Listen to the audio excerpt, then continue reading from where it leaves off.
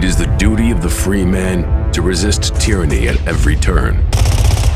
Every man will either watch his freedom stripped away or take action to protect what he loves. Introducing the A3, the newest revolutionary body armor from Armored Republic. The A3 is the new standard for lightweight multi-hit body armor. A3 plates are incredibly light at 4.6 pounds. The patented design captures fragmentation while remaining multi-hit capable. The A3 will stop up to M80 ball, yet comes in at only 0.7 inches thick. The A3 is the thinnest NIJ .06 compliant or certified composite standalone plate that includes the drop test.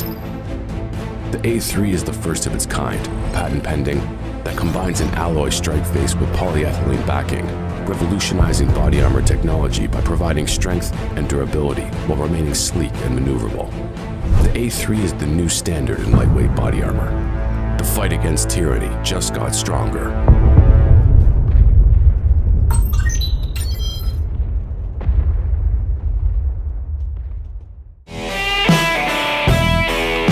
Hey y'all, welcome to Cross Politics on the Fight, Laugh, Feast Network. Have you downloaded the app yet? Because you can better, watch our content from there. And of course, we got a great number of club content there for you. And recently, the Arc Encounter Conference content is there for all our club members. So make sure you download the app and join the club if you want.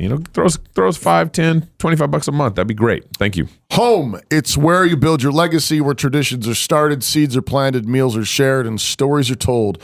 Home is where you prepare to go out into the world. Finding the home that's perfect for your family is a big job. Story Real Estate is Moscow, Idaho's top real estate team. They give people real estate advice all over the country. Family homes, investments, land, new construction, or commercial. They know real estate. If you've thought about a move to Moscow or anywhere in the country for that matter, reach out and get connected with a Story Real Estate agent today. Wherever you're going, they can help guide you home. Visit storyrealestate.com. That's storyrealestate.com. We're really grateful to have with us today Mr. Asa Miller, former Navy SEAL operator. He's currently working as a consultant for Armored Republic, our good friends over there, and is an outspoken advocate for Christ-centered political reform. He's also one of the central figures, one of the central characters in a brand new movie coming out this month called SEALs Beat Biden, all about the fight of the Navy SEALs against Biden's COVID mandates. So, Asa, thanks for joining us on Cross Politic. Absolutely. Thanks for having me on, guys. I really appreciate the opportunity. Yeah, absolutely. So tell us your story, first of all. I mean, I think obviously I'm guessing that is going to be a central part of the film, but tell us about your time in the service and then kind of what went down for you in the COVID. The COVID insanity. Yeah. So brief background, grew up in the Marine Corps. My dad was in the Marine Corps for 27 years. So I grew up a military brat. The service was always a big thing. Being a patriot was always a big thing to me. And then when I graduated high school, messed around with college for a semester, joined the Navy, and went straight through the SEAL pipeline, if you will. So I had finished that and was on my first deployment, or finishing my first workup to go on deployment when COVID kind of broke out around America. So there was that weird shutdown period when no one really knew what was going on. And then it seemed like we were kind of, up and out, coming out of it. And that's when I went on deployment to Somalia. And that was back in 2020, the end of 2020, beginning of 2021. And it was during that time when the vaccine started coming out. First, it was the Johnson & Johnson. And a few weeks before the first doses were made available, there was a COVID outbreak while I was on deployment, and a couple guys tested positive, a couple of runny noses, that type of thing. And in Somalia? In Somalia? Yeah, okay. Yeah, surrounded by, hundreds of locals, like if there's going to be a spot where a deadly virus was going to get you, it would be Africa. And yet, there was no real issues over there. Wow. No need to shut anything down. Like I said, we were all mission capable still. And yet our military leadership decided to put everybody into solitary confinement. So even guys who were, had tested negative or, were asymptomatic, everyone got shoved into solitary confinement for 10 to 14 days.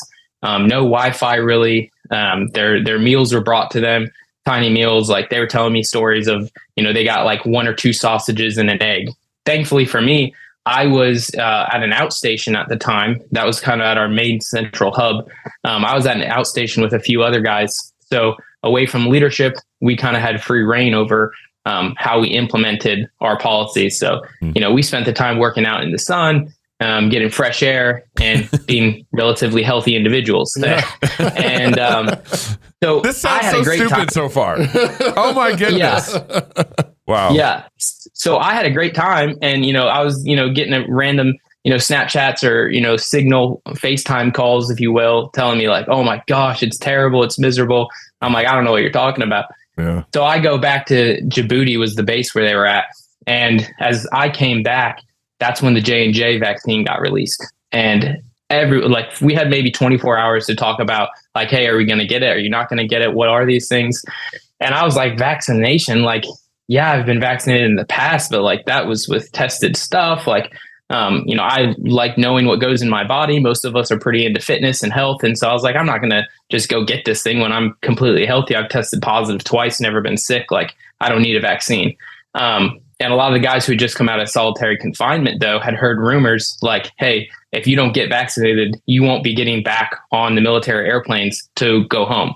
And we were due to rotate out in a few weeks. So obviously, for me and a couple guys who I was with, we didn't feel that pressure because, like I was saying, we were having a good time spearfishing and everybody else was locked down. So we didn't get it.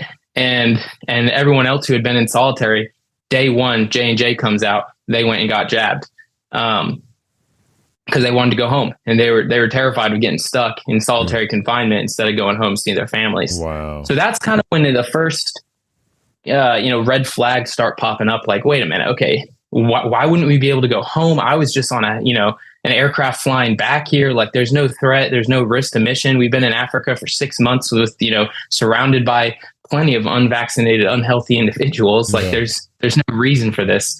So that launched me into like, okay, I'm going to take a serious look into these things. And as I looked into them, you see that either they contained or they were developed with abortion, aborted fetal cells, which as a Christian, that's that right there is, a dead stop. Like I'm not putting aborted fetal cells in my body, and I'm not supporting companies that develop, their vaccines on dead children. So as I learned about that, and then other things started coming out like, oh, these aren't even FDA approved. They're saying they're FDA approved, but they're not. So the ball started rolling, and I had about 6 months where I was kind of working through those different issues. And that's when the mandate actually came down. So that's like spring of 21. By September of 21, they said there's a hard deadline where they're like, if you do not get this experimental non-FDA approved vaccine, then you're going to be kicked out of your SEAL team. And this is while you're still in Somalia. So you're still in Somalia when this mandate. No. So sorry. So that the first shot came out in the spring. Yep. I rotated back in the spring, and then it kind of was all summer into September was when the actual mandate started coming down. Okay. So, so I think this is a good place to pause. Okay. And I want to roll this trailer for this movie that you're in, Asa, and then I want to pick up the story after that. So roll the clip. I don't know that I've ever done anything or been involved in a team effort, because that's what it was, a team effort that had more return on the investment than that one in which we engaged in. The capital of Afghanistan fell to the Taliban. If you want a better new normal anytime soon, Americans need to put on a mask. He told me that there was no chance that my religious accommodation or that any religious accommodation would be granted. And sure enough, within hours, I was terminated. I had no income. I had no health care benefits. I had no job. They come in handshaking, angry, telling us that they don't want to hear about our rattlesnake religion, saying that we never wanted to be SEALs and that we're not courageous enough to fight war.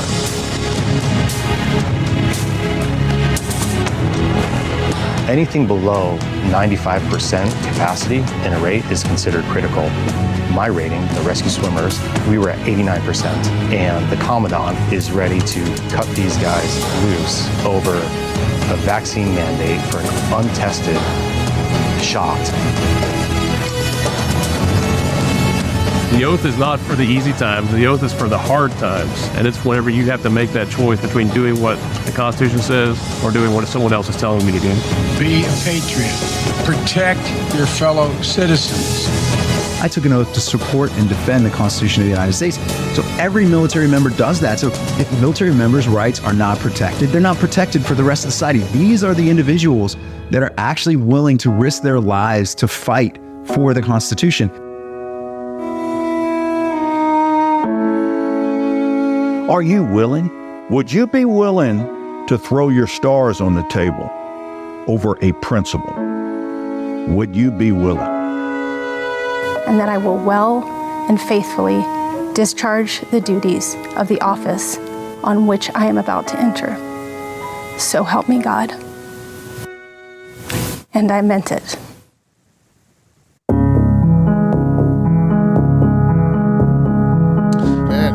The bald guy, and that was a vice admiral. Okay. So SealsBeatBiden.com. it's a docuseries that's actually coming out tomorrow. You can go to the Sentinel, put in your email address. Okay. And begin to watch it. Yeah. So Asa, you were told that they didn't want your rattlesnake religion. And what your Christian religion? So pick back up in your story. What happens next? Yeah, so up until this point, I'm kind of giving my personal story, right, of how the red flag started popping up for me. Right. And it's important to remember, and I think the trailer does a good job of showing this, is that this was dramatically different across all the services and Reserve, National Guard. Everyone was getting treated completely different in the lead up to this, because really it was an illegal mandate. And so what happened here was commanders and senior enlisted leadership were getting, pushed down orders that they needed 100% vaccination rate in their units. And so they tried to push this, however they thought they could push it through the fastest, however they thought they could coerce people into getting it the quickest.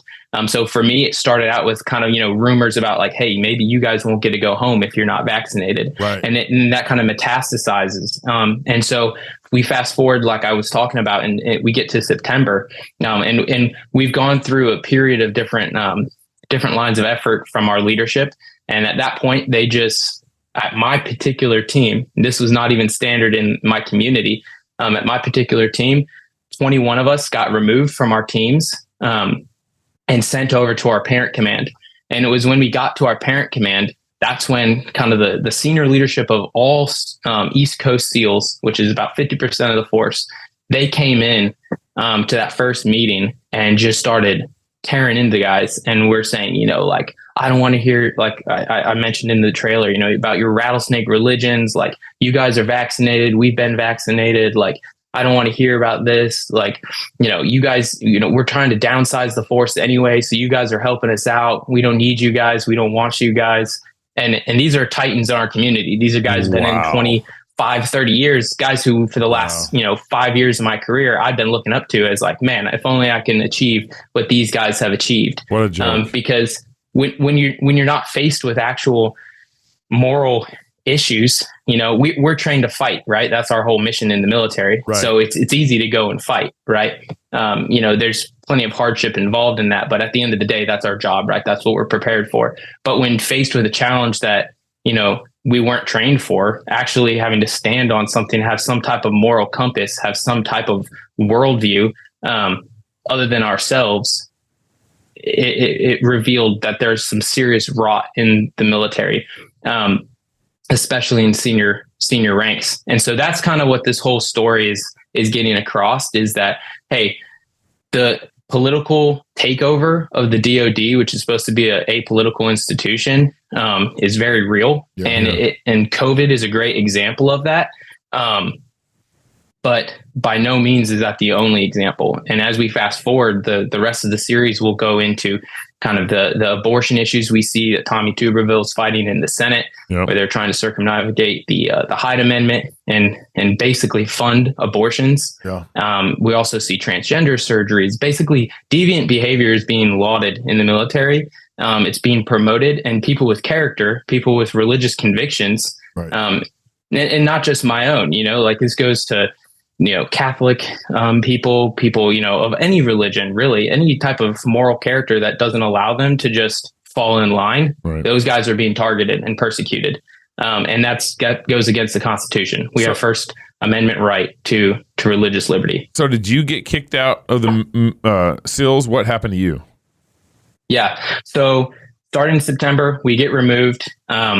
We reached out to, thankfully we had some pastors in our network from just guys previous, who went to their churches previously before joining the Navy. And we were able to kind of form a team.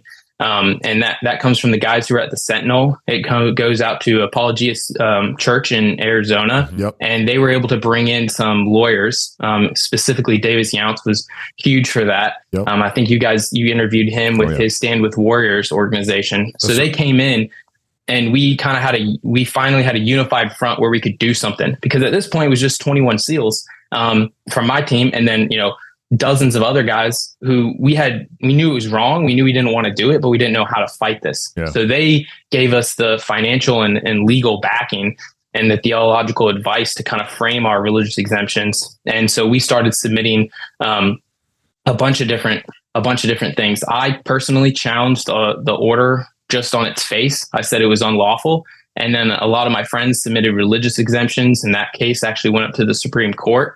And so it took us about a year from the fall of 21 until early spring of 23, when the actual, it's called the NDAA, the National Defense Authorization Act, was passed. And it's basically just the funding for the DoD every year that Congress passes. And they actually put wording in there that basically turned back the mandate, but it didn't do anything to rectify the damage done. And so in that year of us fighting, I personally have friends who got discharged.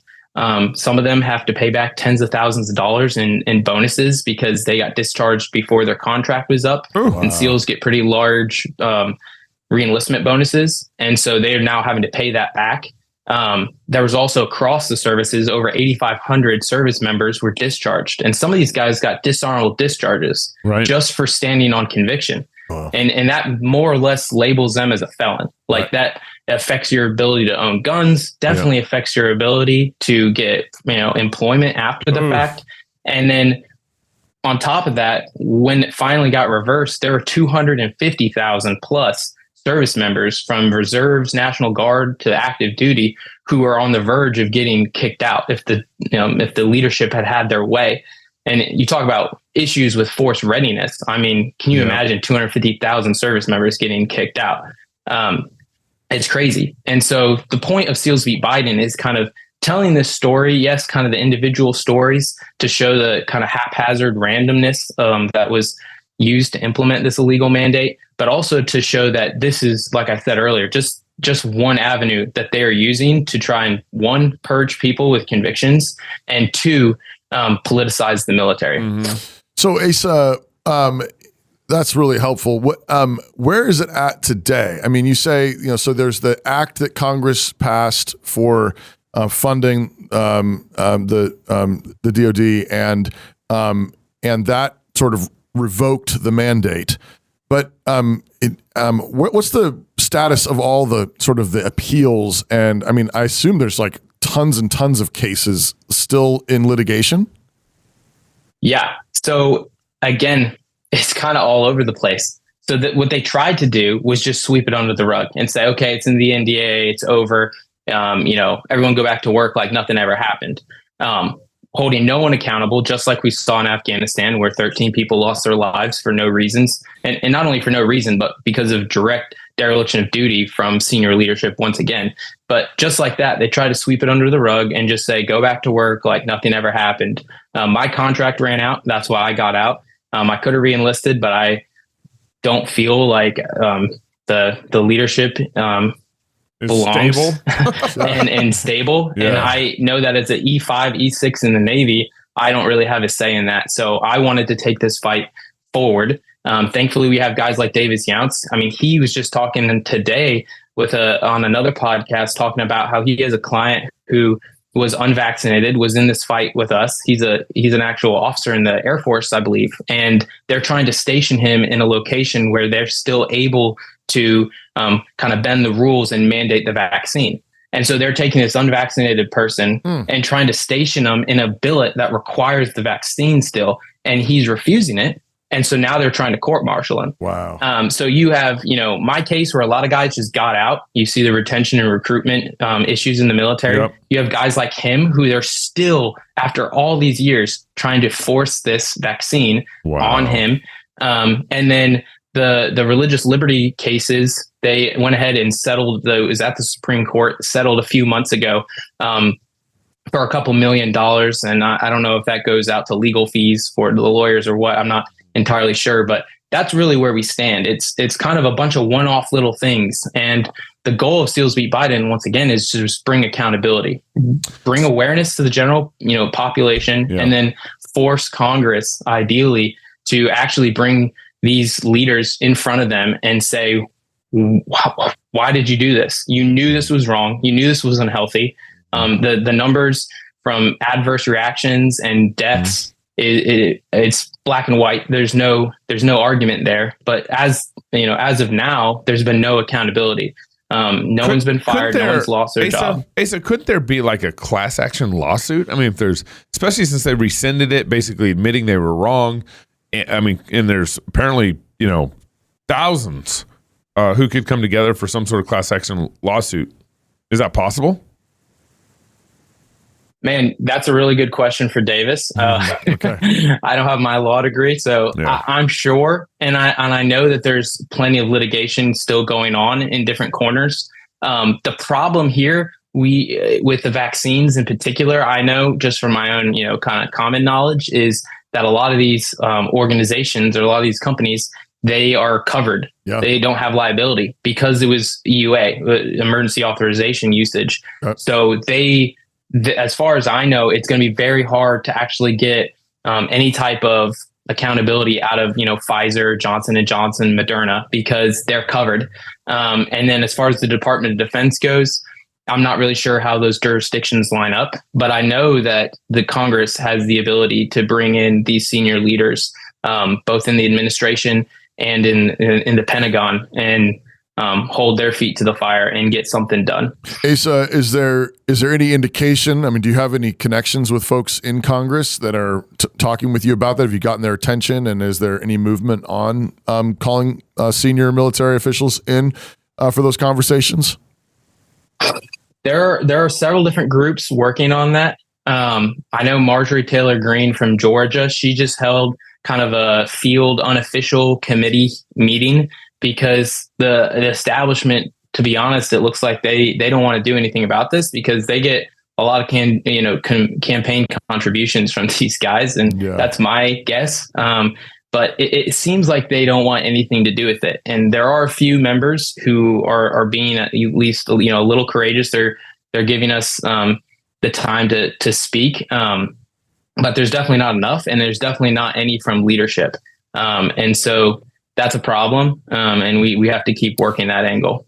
Any contacts at all with Mike Johnson, the new Speaker of the House? I don't have any. I've put out some feelers trying to see if we could get a hold of him. But as of today, no. Yeah. Samaritan Ministries is a proud sponsor of Cross Politic, and November is... And they don't force you to get vaxxed. That's right, they don't, no. This is the time of year, in November, end of the year, when many of us are thinking about how we're going to pay our medical bills next year. Before making a final decision, take a look at healthcare sharing with Samaritan Ministries. As a Samaritan member, you're connected to 80,000 Christian households across the nation who stand ready to care for one another spiritually and financially when a medical need arises. Samaritan Ministries is affordable and with no network restrictions. You're in control of your own healthcare, choosing the doctors you want to use, hospitals, and treatments that are right for you. And with direct member-to-member sharing, you'll always know who your money's helping and that you're not supporting medical procedures that go against your values. Speaking of medical procedures that go against your values. Get started today at samaritanministries.org/crosspolitic. That's samaritanministries.org/crosspolitic. I'm just kind of, you think of, Asa had this like senior leadership come in the room. Yeah. Apparently they're over like 50% of the, half of the Navy SEALs or something. Yeah. And, these guys were good old boys fighting in the military, became SEALs, and then moved up in the ranks into leadership over the SEALs. Yeah. You'd think that they're like pretty hardy, tough guys and kind of have been there, done that, and know when someone's pulling a BS move over you. Or did they get there by BSing around? By BSing. Yeah. I hate to like say that, but Yeah. I don't know, Asa, any read on that? I think of Navy SEALs as being, badasses. Yeah. Of like we're going to do what's right. We don't care. And they're like the Superman of the Army. Right. Yeah. But how do you get these senior level leaders, these senior like turning on you? SEALs, turning on you like that. How'd that happen? It's a good question. And my only explanation is that as a society, we've become so disjointed, and we think that that we can just do our job, and our job can be who we are. That's our identity. We have a huge identity crisis in America. And as a SEAL, unfortunately, and I don't think it's just my community, I think it's across the board, definitely in the military and probably other industries. But just from my own experience, we allow ourselves to kind of get wrapped up and identify in what we do. And obviously as Christians, we know that our identity is in Christ, and that gives us bigger purpose and meaning and helps us kind of take off the blinders. But unfortunately, what I saw with a lot of my leadership is that this is all they've done. This is all they know how to do. And this is all they want to do. And to a certain extent, that's fine. Like I can understand guys who get vaccinated. I have a lot of friends who got vaccinated because, Hey, I'm a SEAL. I want to be a SEAL.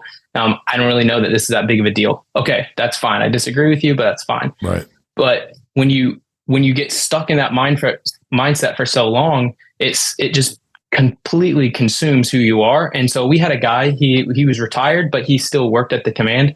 He's kind of a legend in the community, to be honest with you. And he came in and basically told us that, he was like, this isn't it. You guys are idiots. And, you can be religious if you want to, but for me, I live my life like I am the sole, kind of arbiter of what's good and bad. And, I'm basically God. And we were just like, man, what an empty life. Right. And I think his life shows that, outside, professionally incredible.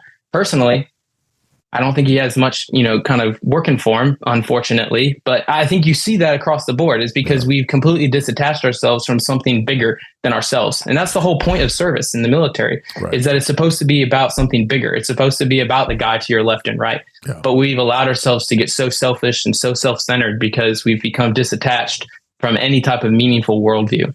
That also makes sense of maybe part of your answer your question though, Gabe, is if your identity is wrapped up in being just a SEAL, I've got to be a SEAL, so I'll do anything it takes. Then you're willing to I don't want to lose this. This is my identity. I've worked so hard. I don't want to lose this. I can't afford to lose this. This is who I am. This is my identity. And when your identity is not in Christ, when your identity is not something that transcends your work, then you can't let go of it, because if you let go of it, you'd be you're letting go of your identity. Right. You're letting go of who you are. And I was just thinking, related to Asa's point, these SEALs were getting vaccinated to remain a SEAL. They didn't really have a principle. They didn't really have a nothing was really guiding that decision process beyond just remaining a SEAL. Yeah. And I think a lot of sin in our own lives first starts with not having a biblical anchor in something, and it's, just take this vaccine, or just, I'm trying to think of a good example, but just, this one little step in your life is not going to matter, but actually what it's doing is opening the door to great sin in your life. I can't think of a good example off the top of my head right now, but people do this all the time with just small lies or whatever.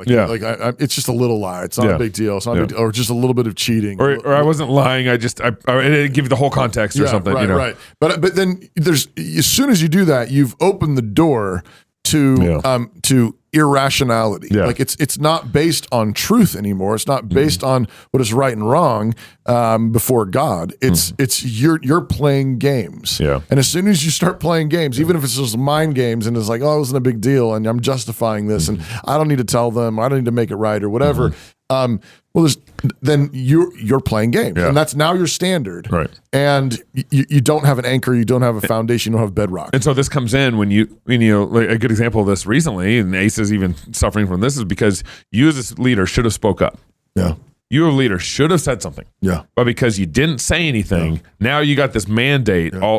Imagine if, we've said this before, but imagine, in Ace's scenario, what if all the leaders above him told the military that, no, we aren't going to force this. Yeah, go pound sand.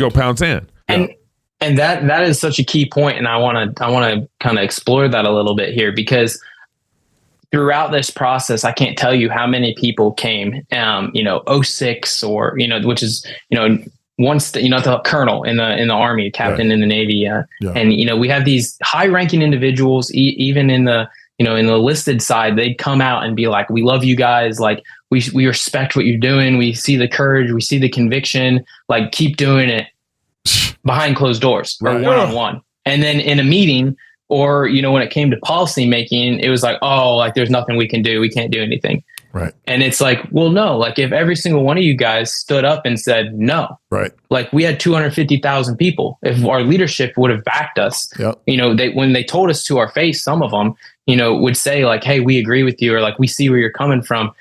If they would have stood up and been a leader, been courageous, right, then we would not have been in this situation. And that right there is what we're trying to get our DOD back to, is courageous leaders who are not afraid to stand up.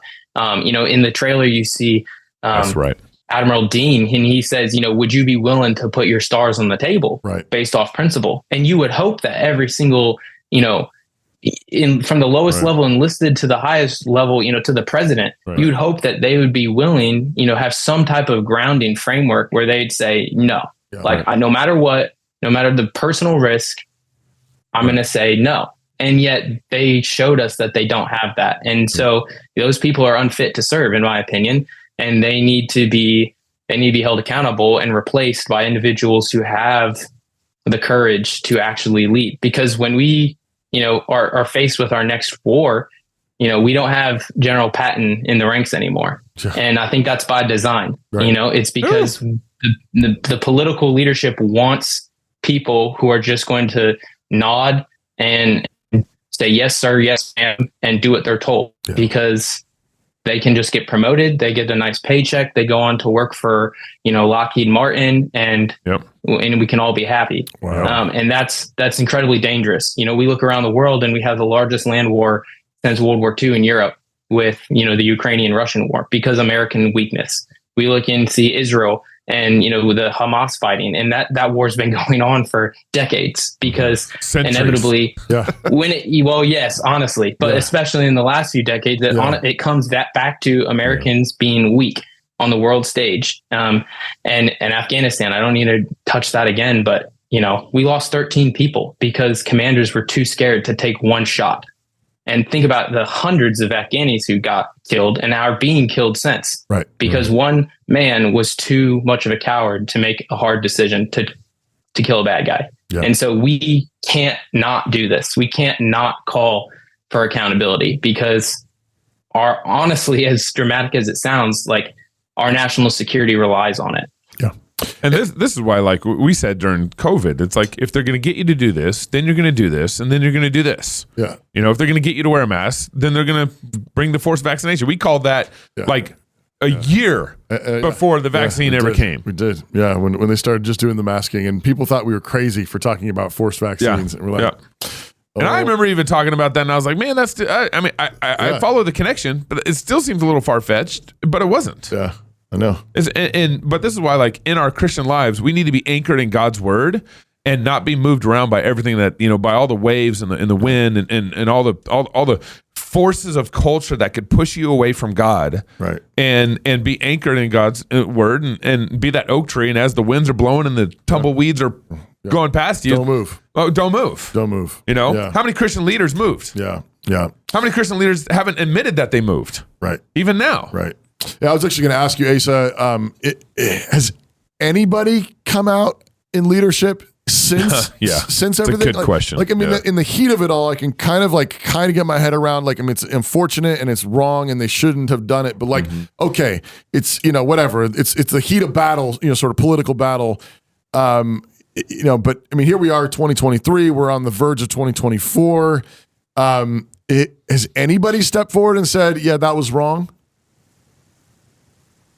As far as my community goes, not that I'm aware of. I know that, we have, Admiral Dean in the documentary, and he went through his own kind of progression of like, hey, I got an order. How do I implement this? Is it right? Is it wrong? So he's a perfect example of a leader who had to fight this, and he had his own journey of how to do it. And I can't wait for everyone to see that in the documentary.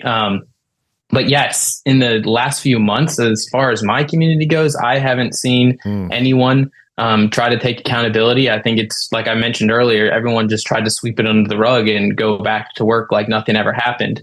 And then again, politically, we kind of talked about that already. Yeah. It seems like everyone's just trying to move on to the, the next continuing resolution, government's going to shut down, like it happens every single year. Right.